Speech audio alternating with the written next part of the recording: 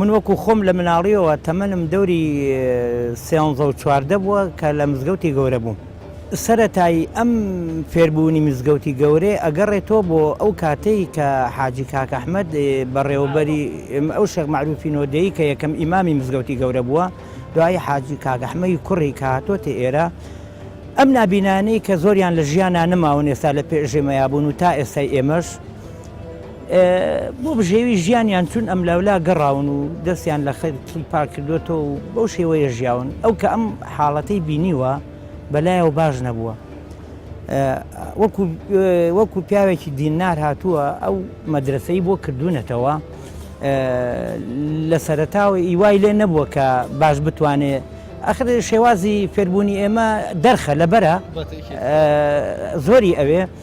چووە کە چۆ بۆ حیجاز لێەوە مامۆستایەکی هێناوە بە ناوی مەلا محەممەدەوە لە سعودیە. وردە وردە ئەم نابینانەی فێری قورئان کردووە کە ئێستا الحەمدولیلا بە ئێستەشەوە ئەوەشی لە ئێرانیش حتا لە ئێران حتا یەکێکمان لە لاب و فەلەستینی بوو کە لێرە هەمووی قورئانیان لەبەر کردووە. ئێستا ئەوانە خوا لێیان خۆش بێ ئینشەڵڵا زۆریان لە ژیانان نەماون، بەڵامی تر لە جوزئێکەوە تاچی جوزئەکە ئەو فێری کردوون. ئەنجا کە هاتوونەتە ئەنجا ئەم فێربوونە تەبعەن ئەم مەدرسەیە پێویستی بە مەسرەف بووە، یعنی نان خواردن و جل شۆردن و کڕینی جل و ئەمانە هەنێ لە پیاوانی ئەو کاتە بە تایبەتی ماڵی شێخانیش کە هەموو وەختێ نانیان بۆ ناردون وەمانە وەکو حاجی قایری جەباری و ئەمانە یارمەتی مەدرسەکان زۆراوە بەوە بەڕێ بوون هەتا وان لێ هاتووە کە فێری قورئان خۆنگن بوون. ئەمجا ئەم هاتووە چی کردووە بۆ بژێوی ژیانی نابینایەکان؟ هاتووە خەڵکی بان کردو توێتی ئەم نابینایانە قورئان خوێنن بەرەکەتن پێیان بخوێنن بۆ ئەوەی کە خێریش دەست ئێوە کەوێ و ئەوانش بژێوی ژیانیان بڕوە، بەڵام نەک وەک فرۆشتن و مەعامەلە وەکو ئێستا کاڵێ بە 4 وەرەقە نەبێ ناچم و بۆنگە نەبێ ناچم، ئەمەی نەکردووە. لە ساڵی 1956 هاتووم بۆ سلێمانی بۆ خوێندنەوەی قورئانی عەظیم ومن لێرە لای جەنابی مامۆستا مەلا ئەحمەدی گەرمیانی دەرزم خوێندووە بە 3 ساڵ قورئانم هەموو لەبەر کردووە. جاری وا بووە لە باتی مامۆستا من دەرزم بۆتۆتەوە کە وەختە مامۆستا لەوێ نەبووایە ئیشی تایبەتی هەبووایە من یەکرد بە وەکیل دەرزمەوتەوە لە باتی مامۆستا مەلا ئەحمەدی گەرمیانی. ئەنجا ئەم مەدرسەیە زیاتر لە 100 ساڵە ئەم مەدرسەیە بەردەوامە. حافزەکانی مەریوان، حافزەکانی سنا، حافزەکانی بانە، حافزەکانی سەقز، حافزەکانی بۆکان، حافزی موهابات هەموو هاتوون لێرە دەرزی قورئانیان خوێندووە و فێری قورئان بوون. ئەوە لێرە ئەم مەدرسەیە بەردەوام بووە. اینجا ئەم مامۆستانەیەوە لێرە 6 مامۆستای لێیە، جەنابی مامۆستا مەلا سێ تۆفیق، جەنابی مامۆستا مەلا عەبدوڵڵاهی کە ئێستا ئیمامە لە بڵێن لە کانسکان بوو ئەوسا، ئێستا مەلا شەریف ئەوا بێتەوە مامۆستا عەبدوڵڵا، 6 مامۆستان لێرە دەزەڵێنەوە، 23 تەلەبەمان هەیە، ماڵەکانیشان زۆر دوورە، جاری وایە مناڵەکان هێنێ، جاری وایە دایکیان هێنێ کە لێرە دەزەخوێنن. وەڵا ئێمە طبعاً محاضرین بە محاضرە دەزەڵێنەوە لە ئەوقافەوە یارمەتیمان هاوکاریمانەکەن کە لەبەر پیان ئەڵێن و دەرزان پێ ئەڵێن پیان لەبەرەکەین. ئێستا پێ ئەڵێن بسم الله الرحمن الرحیم ياسين والقرآن الحكيم إنك لمن المرسلين على صراط مستقيم تنزيل العزيز الرحيم. ممشي وازا ودوردا بيان لبركة إيواي استعدادي هي للرجك لا طريق لبركة، إيواي استعدادي هي بينجا لبركة، إيواي استعدادي هي طريق لبركة. سنة تواني خوێندنەکەی هەبێ ئەمە دەستیان پێ ئەڵێن و وەدەوەدا ئاەت بە ئاەت پیان ئەڵێن و کەلیمە بە کەلیمە پیان ئەڵێن ئەوە مەددە و ئەوە ئیدغامە و ئەوە ئیزهارە و ئەوە هەموو ئەنەکانم فێرەکەین. من ناوم مەلا شەریف محەممەدە، خەڵکی تەنانم لە 52 هاتوومە مزگەوتی گەورە، قورئانم خوێندووە بە هەموو تەواو قورئان تەواو کردو بە تەواوی لەبەرم کردو. اینجا دوای ئەوە دوای گەڕاو بە شوێنی ژیانە چوومە هەڵەبجە ماوەی لێ لە هەڵەبجە زۆر ڕێز بلێ گیراوە قورآن بخوێندووە لە مزگەوتەکان و ماومەوە تێگەسی دوای کە دنیا تێکچوو هاتمەوە ئێرە دوای سال لێرە دەست دەڵێمەوە لەناو ئەم جران لەگەڵ ئەم برادرانەوە. أعوذ بالله من الشيطان الرجيم. يا أيها الذين آمنوا استعينوا بالصبر والصلاة إن الله مع الصابرين. ولا تقولوا لمن يقتل في سبيل الله أموات بل أحياء ولكن لا تشعرون. أولئك عليهم صلوات من ربهم ورحمة وأولئك هم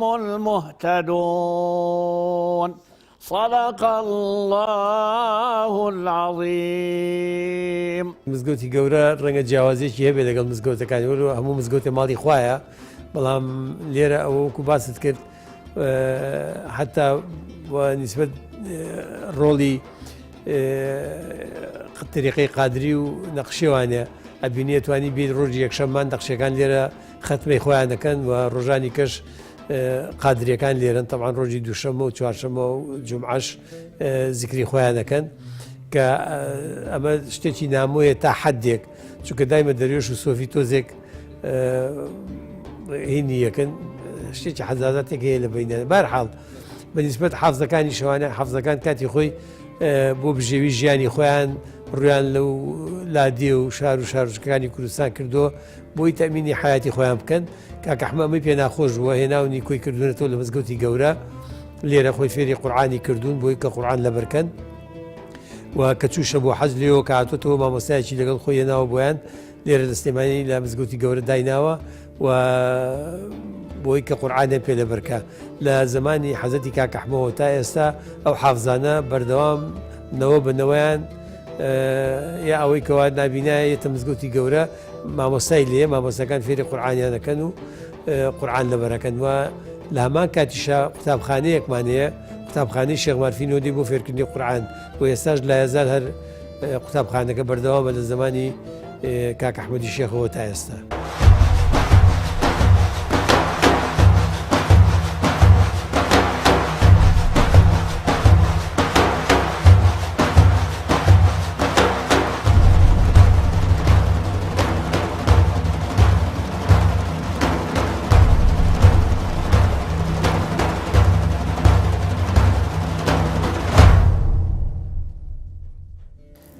چەند ساڵێکەوە تقریبا نزیکی 3 ساڵە هەمەشۆی حوزرەیە دەکەم بە خۆشحاڵیەوە زیاتر لەبەرەوەی کە لە زانکۆ و تەلەبەی زانکۆشم لەوە بەرە پێشتونێکی باشم لە قورئانە بەرز نێنایە بەس ئیشاڵە لەمەوە دووە هەوڵەدەم پشتیوانی خوای گەورە و باوکاری مامۆستا سەید حەسەن ئیشاڵە وردۆ لەگەڵ لەبەرکردنی قورئان بەردەوام بم. لای مامۆستا سەید حەسەن 3 جوزئم خوێندەوە بەس وەکی تریش هەر پێشتر هەر ئێمە تێکەڵین نابینا خۆی ئەگەر لە دایکە بێ ئاوا ناوە زیاتر لەگەڵ قورئانە جەوی ئەکرێتەوە. پێشتریش من لە یەکەتی نابینایان لە ڕێکخراوی کۆن خوێندووە بەس لەگەڵ مامۆستا حەسەنە نزیکی 3 جوزە دەورمان کردووە پێوتم مامۆستا حەسەن. ئێمە وەکو نابینە ئەوەی کە ئەم مامۆستا بەڕێزانە پێمانەڵێن زیاتر سوود لەمە ئەبینی نەک مامۆستاکە تر چونکە ئەمانە خۆیان هەمویان قورئانیان لەبەرەوە شێوازی فێربوونی قورئان لەگەڵ ڕاهاتون چونکە هەر لە کۆنە خوێندوانە هەر ئەوانیش لەبەرەوەی کە هەموو ئاناتین و ئانیش نابینان باشتر ئێمە تێگەێنن لە کاتی تەجوید و دانان بە وشەکان و ئەم شتانە زیاتر گوێمان لێگرن هەر کاتی هەڵەشمان هەبوو یەکسەر بۆمان ڕاستەکەنەوە ینی نایڵە نێسە مامۆستا سەید حەسەن نایڵە بچووکترین هەڵە بەسەرمانە بڕوە ینی بۆ شتە زۆر بە تەرکیزم مامۆستا. وەڵای من سپاس بەخوای گەورە زانکۆم تەواو کرد ینی چەند ساڵێکە تەواوم کردووە ئێستا لە ئێستاە مەشغوڵی ئەم قورئان لەبەرکردنم زۆربەی کاتیش لە ماڵەوەم ئەنی بەهۆی ئەوەی کە هینە دناگەنە قەیران و بارودۆخی هەرێمی کوردستان بە شێوازێکی تربا لەوە ئێستا مامۆستا بووم بەس تا ئێستا دانەمەزراوم وەڵا بۆ مەسلەی بەهرەش من پێشتر لە لادێ ئیمام و خەتیبیم کردووە سپاس بەخوا لە بواری ئاینە زیاتر چڕ بووم و شارزایم باشترە لە بوارەکانی تر ئێمە کە ئەمانەوێ ناومان بێنن نامانەوێت لە ڕاستیە من وەکو خۆشم وەکو ئەمانیش ئەگەر حسابیکەن لە باتێوانیش قسە بکەم ئێمە نامانەوێت لەلایەن بەزەیەوە بەزەیان پێمان نابێ نامانەوێ مامانەوە وەکو مرۆڤێکی احتیادی سیرمانکەن بۆ چونکە ئێمە ئێستا ئەم نابینانەی ئێرە شێوازی هونەریان زۆر تیا جگە لەوانەی کە حافزە القورئانن جگە لەوانەی کە قورئان ئیتر هەر کەسە بەشی خۆی ئەزانێ شێوازی ڕازاندنی و مناسبە و ڕازاندن جا هەمانە خریجی زانکۆی و هەمانە ئیمامە و هەمان لەبەر ئەوە ئێمە حەزەکەین وەکو هین ناومان بێن وەکو نەگووە بە شێوازی بەزەیی ئەجینا خۆوە کاتی خۆی وەکو ئەو ڕۆژە ئاماژەم پێکرد کە وەختی خۆی حاجی کاک ئەحمەد ئەم هینەی داناوە ئەم شێوازەی بۆ نابینەکان داناوە لە شێوازی بەزەی و نەبووە لە شێوازی ئەو بۆ توێتی ئەمانە باوەکو ئینسانێک بژین وەکو یعنی مرۆڤێکی تر چۆن هەوڵەیە شت بفرۆشێت چۆن هەوڵەیە دوکاندانێت چۆن نەک بە شێوەی بەزەی و دەستبانکردنەوە بیانەنێ ئەم دیاردەیە کە ئێستا هەیە ئێوە هاوڵاتیانەی بینن لە شاری سێمانی بە تایبەتی لە مزگەوتی کاک ئەحمەدی شێخ ئەمە کەلتوری زمانی کاک ئەحمەدی شێخ بووە خوای لێ ڕازی بێ کاک ئەحمەدی شێخ فەقیر و نابینا زۆر بوو لەم شارەی ئێمە کەس نەبووە سەرپەرشتی ویان بکات ئەو پێی وتوتوە وەرنە ئەم مزگەوتە هەم لێرە بۆ خۆتان دیراسەتی قورئان بکەن دوای ئەوە خواردنی شتان بۆکەین و یارمەتیتانین تر لە زمانی ئەو نەرەیتە دەستی پێکردووی کاک ئەحمەدی شێخ خوا لێ خۆش بێ خوا دەرەجە عالیکە شتەکە بەردەوام بووە ئەگەر لەسەر حسابی خۆی بووە کە کردوێتی ئەگەر تاکتا خێرەوە منێکی نابێتی هەتا هاتۆتە زمانی سەی حەسەنی کە لە نەسی کاک ئەحمەدی شێخە ڕۆیشتووە تا گەیشتووەتە دەستی شێمحەمەیش دوای ئەو حەفسەخانی نەقیب خەری سەرپەرشتی ئەم ئیشەی کردووە خێرەوەمەنی شوێناوێتی بەڵام ئەوان خۆیان زیاتر سەربەشووە هەتا ئەم ساڵانێ ئەخیر کاک شێخ ساراری حەفیر کە لەنەوەی ماڵی حاجی محەممەدی شەحسەنە ئەو سەرپەرشتی ئەم ئیشەی گرتە دەست لە مزگەوتی گەورە وە خۆی ئەو شوێنەی چاکردەوە و یارمەتی زۆران حتا ئەوە پێش هەر خۆی لەسەر خۆی ئەم شتەی هینە کرد هەتا ئیتر کەوتەوە دەم خێرەوەمەن و خەڵکی کە دەستی یارمەت خواردن بێن وشتی تەوزیعکەن بەسەر فەقیر و هەژارە لێرە بە شوێی کە لێنان و خۆشانەوە بەچای خۆتانی بینی کە ڕۆژانە ڕۆژ بە ڕۆژ حەمد و سەنا بۆ خوا فەزی خوا ئەم پیاوچاکانە کە ئەم ئیشانەیان کردووە زیاتر تەوەسوعەکە لەنا کەسکاریە خاکم بەسەر ڕۆی بەبای عومرم خوایە سابم ژیانی تا لەبەر قاپی کەسێمرم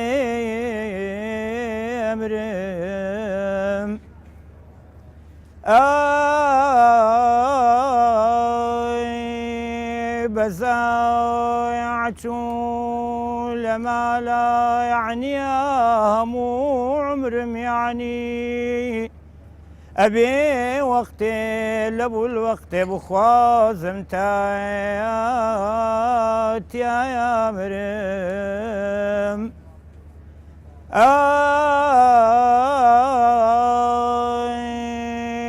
أجل دورة ميات وحاضر بعدي دور تسليمة مني غفلة زدايش تا خريكي مسألة دورم من خۆم وەکو خۆی دەستی ئەدەبیاتمە و زۆر یعنی بە زۆری کاتەکانیشم لەگەڵ ئەدەبیاتە ئەڕوا بەڵام بەداخەوە ئیتر ئەم زروف و قەیران و مەیران ومانە تۆزێ بەسەرا هەر وەکو ئیخۆم زۆر بەڵام وەکو هۆنراوەی هۆنەرەکان لەوانەیە دەوری دوزێ هزار شعرێکم لە بەربێ اینجا وەکو خۆشم دیراسە ئیسلامیەکە بوو وەختی خۆ لە ساڵی هەشتاکانە من بە فیقوانە شەهادەی ئەوێشم هەیە شەشی مەکتەبیشم هەیە أعوذ بالله من الشيطان الرجيم وكأين من نبي قاتل معه ربيون كثير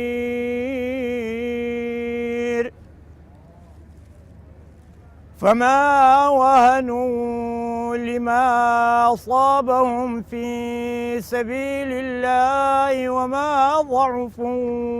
وما استكانوا والله يحب الصابرين فآتاهم الله ثواب الدنيا وحسن ثواب الآخرة والله يحب المحسنين صدق الله العظيم زۆرن حافزەکانمان زۆرن تەعاان بە تەناو بیان قسمێکیان بەردەوام هەر لێرن مامۆستاکانیان ئەوانیان دەرزەخی قورعانیان لێ خوێن بەڵام پێشتر هەر ژووریشان لێرە بوو کە زمانی کاک ئەحمەدەوە تاوەکو شەستەکانیش تقریبن ژوورەکانیان ئەگەر ئەو منتیقەی لای شوێنی دەستنوێژەکە سیر کە ئەوە ژووری حافزەکان بوو هەر لەوێ ئەمانەوانێ و لەوێش نان و چێشتیان بووە کراوەکو ئێستا و بەردەوام هەر لە مزگەوتی گەورە بوون بەڵام ئێستا لە سای حەمدی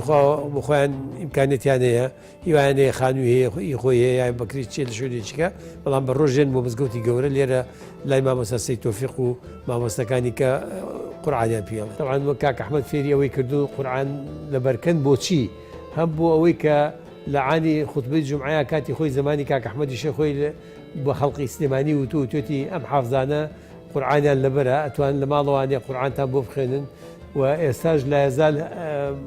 نەک ماڵی ئێمە هەنێ ماڵی کەش لە سلێمانی هەر حافزەکان ئێستا هەفتەی جارێک سەردانیانەکەن قورعانیان بۆ خوێنن و لە هەمان کاتیشە بە خەڵقیگەی و توێتی بەشکم قورعان بۆ مردوەکانیشتان بخوێنن تەعاان ئەبینیک لە کاچی وە سەر قەبرانی سار حافزەکان زۆریشان هەندێ قەبریانەیە هینی و کەسانی کە بۆیان دەخوێنن تەعاان مقابل بۆ پارەیانێنێت هەم بۆ بژێوی ژیانی خۆیان ئەوە بەدەستێنن تەعاان ئەگەر بیانەوێت یەن لێرە ئەڵێ مەولومانەوە هەیە حەزەکان لە مزگەوت بیخوێنێتەوە وەکو باسم کرد ژوورێکمان بۆ داناون بۆی مەولودی تا بخوێنەوەوانێ و هەندێکیان حەزەکەن لە ماڵی خۆیان بیخوێنەوە ئەمان لێرە چەند کەسێک جەماعەتیشان بۆ نێرن لێ مەولودەکە خوێنەوە یان خەتم و تەهلیلاکەن لەسەر قەبران ئەیان بن بۆیە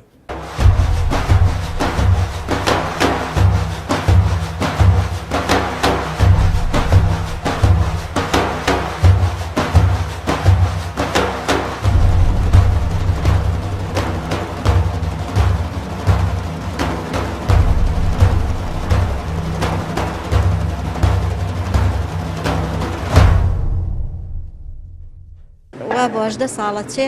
ئەم ئیشاکەین بە یارمەتی کاک شەخ سالاری عەفیت ئەم خێرخوازەی داناون هەموو ڕۆژەکان خواردن هەیە ئەیتر واجبێکمان عایدی شەخ سالاری حەفیدین و بەس ئەو سەبەب بۆ لە ئەوەڵەوە کە ئەمەی داناوە ئێستا ئەمانیش ماڵی حەشەقاریش بەشداریەکەن ئەوانیش واجبێکی کەن بە ڕۆژانە ڕۆژی وایە نسکێنە لێنێن ڕۆژی وایە گەنمەکوتاو لێنێن ڕۆژی وایە هین نۆکاو لێنێن هەفتەی سێ ڕۆژیش برنج و شلە و گۆشتمان هەیە ئەمڕۆ برنج و مریشک و فاسۆلیە خۆ دەوڵەمەند نایە لێرە بە سەتڵ چێشت بەرێ هەیە هەتیوی هەیە هەیە بێک ئیتر ئاوارەیە هەیە فەقیرە هەمووی فەقیر وەژارە ئیتر بۆیان تێکەین بە سەتڵ و ئەی بنەوە بۆ ماڵەوە وڵی سوادەی زۆرە لەبەروی خەڵک زۆری پاری پێی نییە بچێت دەرووناخوا مەژووی وێرانە هەموو لە فەقیرات دێت کابراگە پاری پێ نایە بۆ ئێرە ئەنجا هەموو ڕۆژێک ژێ جومە و شەمە و پێنجشەمانی بۆ نیە معدل هەیە هەموو سەعات 11 تەوزیعکرا وەڵا هەمووی وایە ئەڵا حەچی فەقیرەکەی حەچی فەقیرێتێ ئەوەی کە دێژی دەوڵەمەند نیە ئەگەر ببێ تۆ فەقیر نیت وەڵا لەوە پێشی چیمان خواردە هەر ئیسیفاگەرەوەی تێرە خۆی هێنا ئیسیفای کووە هەرەوەی ئیسیپاکەی وەیە ئەرەی کێشونانم نیێت پارەم پێ نیێت چێ خۆم بیکردم و بیخۆ ئەمە حادرە لە ڕێی خوای خۆین و تۆ ئەی بە ماڵم نارەکەی کێش بۆ لێنێتە بۆچیتی من لە ماڵە نەبێتە بۆچی تێم بۆیدا نەمەعاشی ببێ و نەهیچی ببێ و هەر ڕۆکەی نەعاسماڵی خوا چاکیکەی ئیدارەمان نییە ئیسراحەتمان نییە خاڵ ئەمە ئیسراحەت نییە خاڵە بێتی ئەی خوا تەوزیعیکەی یان تەوزیعی نەکەی ئەم عالەمە خۆ دەبین هەمووی برسیە هەمووی تونێ هەموو محتاجەیە هەمووی نەبوونە بەخوا کرێچین نەبوون بێنۆت بێمەعاشەت تەماشەکە خوا فەسڵی تون گۆڕی بە کوڕەکەم لەبەرەوە مزستانێ وەنیە چونکە خوا هەموو دەری لە بەشە نابڕی خوا ساحیبی ڕەحم ئەگەر ئەگار بەفر ببارێ خەڵک با چی کردا ئەم ئادەمە هەموو شاخ و داخ و بنباخ کۆتۆ لە برساتیناتی وەڵڵا ئەلعانەوەتا یەکیا من تینو دنیام لێتۆ کرێچیم کوڕێکی نوقسانی کە مندا مەسوین بەخوا حتی ئەم عالەم تۆ بینها سەتڵێنێ منزەڵێنێ ئەگەر نا خەڵک خۆ ڕەنگزە دەکا ئێتەدا لە حکوومەتێکەمدا دەستخۆشی وەلەوەکەم یارمەتی ئەم خەڵک ئاوڕێبن لەم خەڵکە تاکەی ئاهی گەشتە خوا وەڵڵاهی والله حتی مال هەڵوەشای خۆ دەزانی چاک هەتی ئانە مناڵی بەرەڵاکرد زین تەلاقدا زن دەربەدەر بوو بەجێ ما کوڕەکەم خەڵک نەبوونە خەڵک داما خەڵک بێ مەعاشە بێ کاسپێ بێ خانوبەرەیە دا لێتانەکەم لەخوا پێغەمبەرەکەم یا ئەم خەڵکە یارمەتی خەڵبە تاکێتە زۆر دەوری هەبوو لەبەرەوەی بێزوی ئێمە لە شاری خۆمان ئەم مەسەلا فەقیر و هەژار هەیە بەڵام خەڵکێکی زۆری ئاوارە و کە لە شوێنانیکەوە هاتوون یعنی ئێمە بەچای خۆمان ڕۆژانەکە ئینێرە ئەیبینین کە ئەوانەیان زیاتر مەسەلا ئەوان زیاتریە مەسەلا لە هەموو چینەکانی تر خەڵکی ئێرانی تیا هی عێراقی خۆمانی تیا عەرەبی تیا لە شوێنەکانی کەوە بەڵێ ئاواری زۆر خۆشمانیت بەڵام نیسبەتی ئەوان زیاترە بە تایبەتی ئەوانی کاتون بۆ کرێکاری بڵێن لە ئێرانەوە هاتووە لە تورکیا هاتووە عەرەبی تایە مناڵ و ئەمانی کە تیاهی ئاوارەکان ئەمانی کە لە مجەماعەتانە نیەن لێرە ڕۆژان هەموو ڕۆژ ئێرە خواردنەکرێت تا هەر ڕۆژی جۆرە خواردنێکە نیسبەتی ئەوان لەوانەیە زیاتر وێرەینی ناوخۆ خۆمان.